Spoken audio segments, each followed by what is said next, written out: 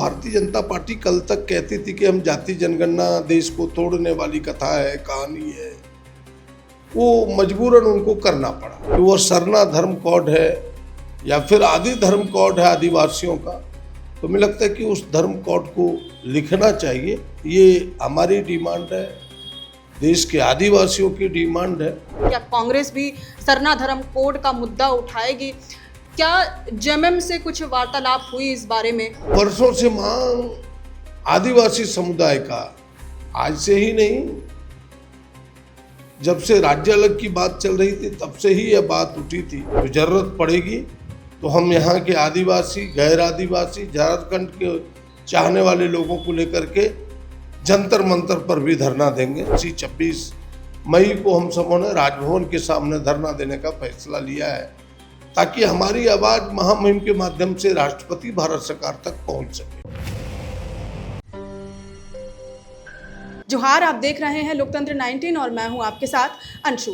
अभी वर्तमान में हमारे साथ मौजूद है कांग्रेस विधायक दल के नेता प्रदीप यादव और उनसे हम कुछ खास बातचीत करेंगे। आपको बता दें कि आज कांग्रेस ने ऐलान किया है कि वह सरना धर्म कोड का मुद्दा उठाएगी। जातीय जनगणना जो होगा उसमें अब सरना धर्म कोड को भी ऐड करने की मांग करेगी केंद्र सरकार से।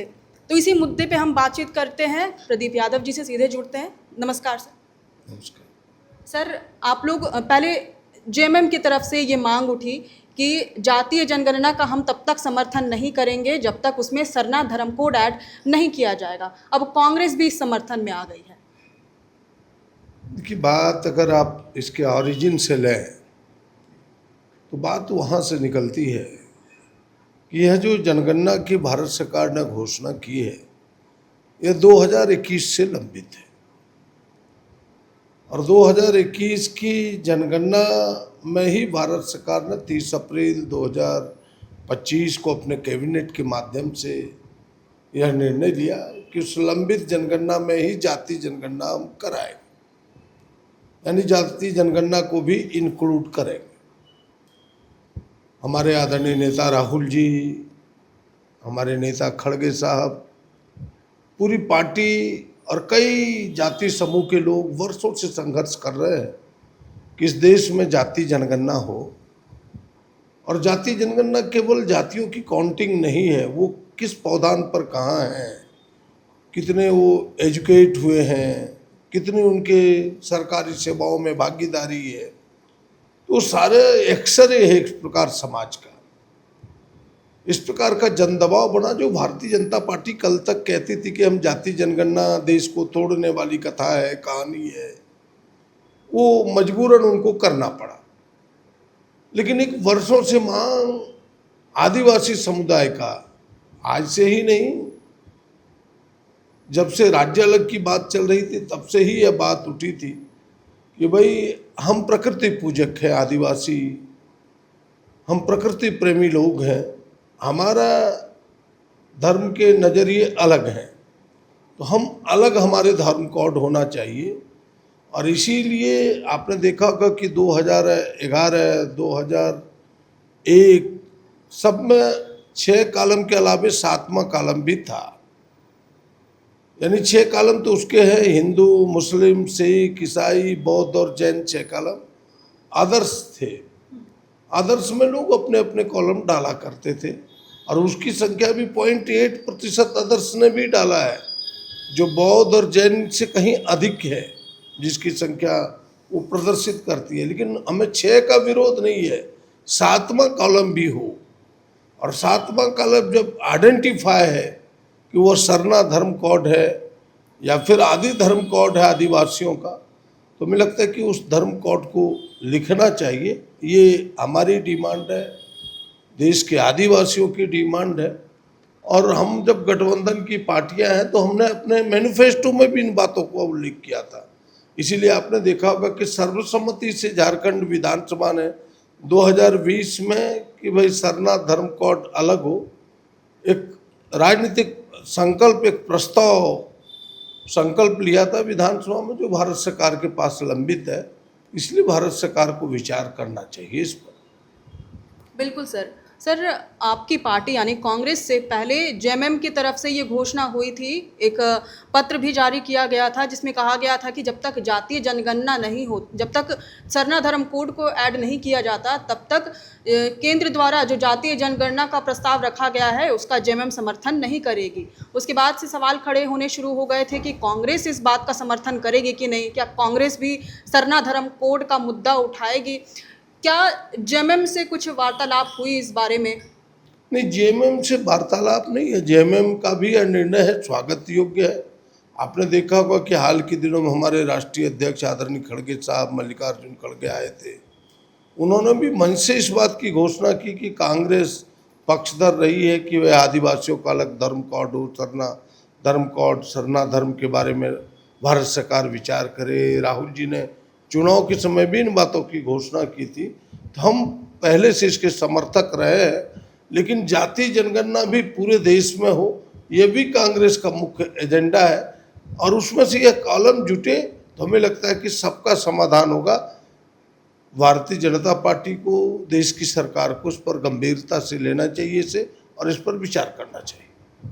क्या रणनीति है कांग्रेस की सरना धर्म कोड को ऐड कराने के लिए? मतलब जो कॉलम होगा, जो जनगणना आगामी समय में होगा, उसमें सरना धर्म कोड को ऐड कराने के लिए क्या रणनीति अपनाई जाएगी? रणनीति, लोकतंत्र में तो एक ही रणनीति है कि जब आपके आग्रह को ना माने, जब आग्रह को ठुकरा दे, जनता की बातों को सरकार ना माने, तो लोकतंत्र में हमें विरोध करने का अधिकार है लोकतांत्रिक तरीके से। इसीलिए पहला कदम हम सबों ने 26 तारीख को, इसी 26 मई को हम सबों ने राजभवन के सामने धरना देने का फैसला लिया है, ताकि हमारी आवाज़ महामहिम के माध्यम से राष्ट्रपति भारत सरकार तक पहुंच सके।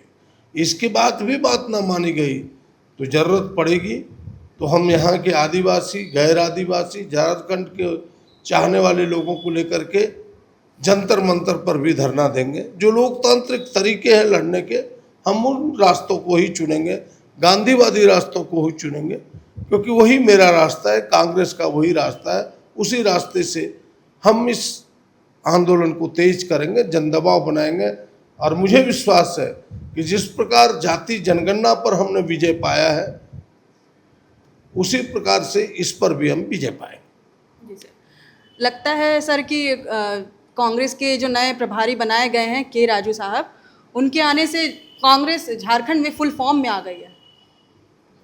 नहीं, कांग्रेस सारे प्रभारी अच्छे हैं।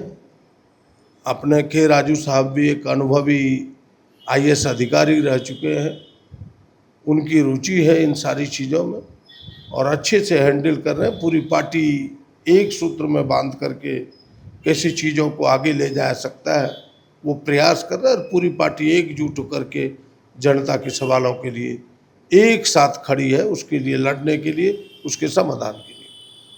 सर, लेकिन बीजेपी की तरफ से ये कहा जाता है कि कांग्रेस केवल पॉलिटिक्स कर रही है। पहले कांग्रेस खुद जातीय जनगणना का समर्थन कर रही थी और जातीय जनगणना को लागू करने की मांग कर रही थी, लेकिन अब कांग्रेस इससे इतर जो है बात वो कर रही है, सरना धर्म कोड को पहले लाने की कोशिश कर रही है। उसकी जातीय जनगणना को डायरेक्टली सपोर्ट अब नहीं मिल रहा है।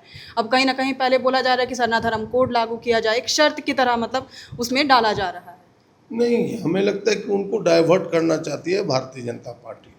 हमने तो कहा कि जातीय जनगणना हमारी पहली डिमांड थी और देश का डिमांड था, लेकिन उसके साथ केवल एक कॉलम जोड़ना है, उससे उनको एतराज़ क्या है? पहले भारतीय जनता पार्टी तो बताए कि भाई एतराज़ आपको क्या है। जब उनके अलग आइडेंटिटी है, उनकी अलग पहचान है, तो उस पहचान को हम मिटाना क्यों चाहते हैं?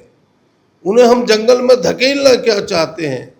उनको हम काउंट क्यों नहीं करना चाहते? जनगणना तो काउंट ही करना है किसी समुदाय को, पहचान ही देनी है किसी समुदाय को। तो वह समाज अगर अपनी पहचान चाहता है अलग धर्म कोड के रूप में, तो हमें नहीं लगता कि भारतीय जनता पार्टी को ऐतराज़ होना चाहिए। वो जनता को भ्रमित कर रहे हैं। सच यही है कि जातीय जनगणना भी कांग्रेस के दबाव पर हुआ था, सरना धर्म कोड भी हमारे दबाव पर होगा, और दोनों होगा। और ना करेंगे तो उनको जनता जवाब देगी, करेंगे तो उसका फल उनको मिलेगा। सर, जातीय जनगणना से इतर अब एक और बात करें, एक और मुद्दे पर बात करें तो कल जेएमएम ने एक प्रेस कॉन्फ्रेंस की थी जहां उन्होंने बताया था कि पेयजल स्वच्छता विभाग के तहत जो जल जीवन मिशन केंद्र सरकार के द्वारा जो चलाया जा रहा है उसमें केंद्र प्रायोजित ये योजना है और केंद्र सरकार को कुल 12,000 समथिंग करोड़ रुपए देने थे, लेकिन 6,270 करोड़ 37 लाख रुपए बकाया हैं। और इससे पहले जो कोल रॉयल्टी के तौर पर केंद्र सरकार पर 1,36,000 करोड़ रुपए भी बकाया है। उनका कहना है कि झारखंड को बार बार अपने ही पैसे वापस लेने के लिए भीख मांगनी पड़ती है, लेकिन आप लोग की तरफ से कुछ ऐसी बातें नहीं आई। नहीं, सरकार का नेतृत्व खुद झारखंड मुक्ति मोर्चा कर रहे हैं, हम तो उनके साथ हैं और इन सवालों में कहीं डिफर नहीं है, डिफरेंसेस नहीं है। जो सवाल वो करे उन सवालों में हम भी हैं, उन सवालों में हम भी उनके समर्थन में हैं कि भाई झारखंड को हिस्सेदारी मिले, झारखंड को अपने हिस्से का पैसा मिले। और भारतीय जनता पार्टी जहां उनके विरोध की सरकारें हैं उनके साथ वो इस प्रकार के विचारों को रखती है कि उनके हिस्से के पैसे को काटती है। जो बात झारखंड मुक्ति मोर्चा ने उठाया, जो सरकार ने उठाया, हमें लगता है कि उसे और मजबूती से उठाने की ज़रूरत है ताकि झारखंड को पूरा का पूरा हिस्सा मिल सके।